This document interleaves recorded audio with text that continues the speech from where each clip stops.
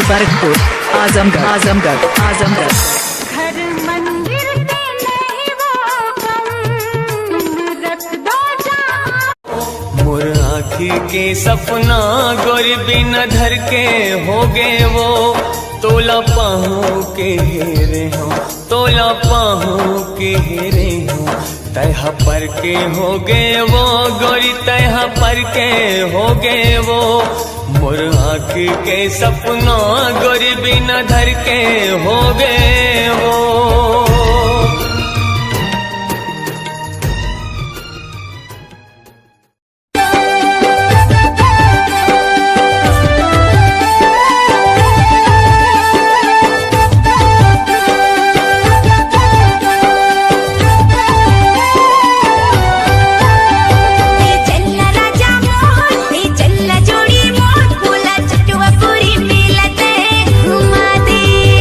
रुक न रानी मोर, अभी रुक न बही।